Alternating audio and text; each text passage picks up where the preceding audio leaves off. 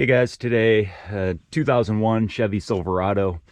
I had an issue with my overhead console.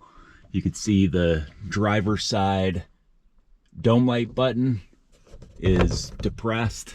I had an issue with the switch up inside here.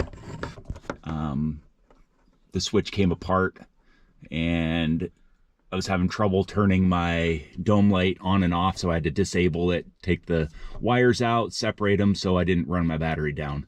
Today we're going to show you how to fix this.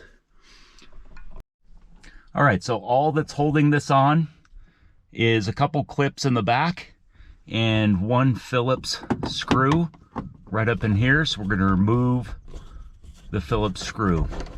You see the whole thing wants to slide down. Save that for later.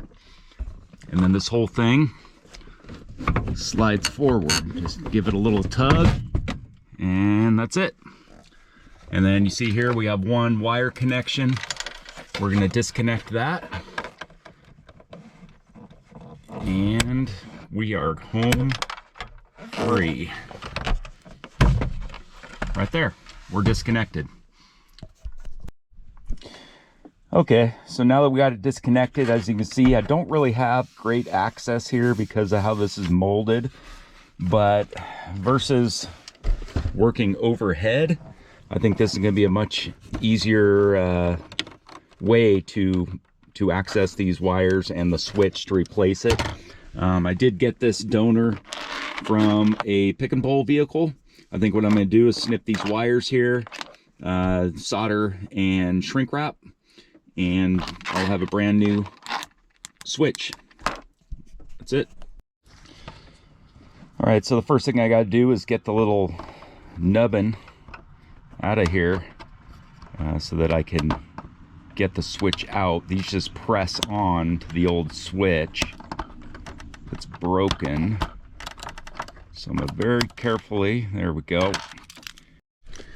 So as you can see here, I've got a purple and a white wire.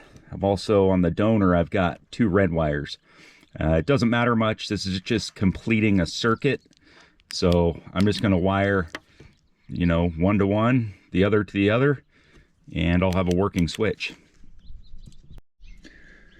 I was considering soldering, shrink wrapping, but due to the limited space, I decided to use these wire nuts I had in my soldering box.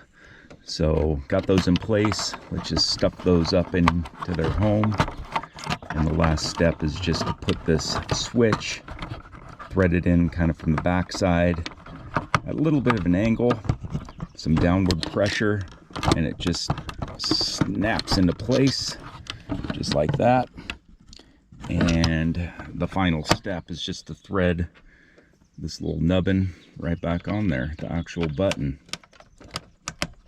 Snaps into place. We got working switches and reinstall. That's it. All right, back in place. The one screw that held it in, remember the clips in the back, thread those in, install the one screw, Phillips head screw up here, and we got working dome lights again. I hope this helps. Have a good day.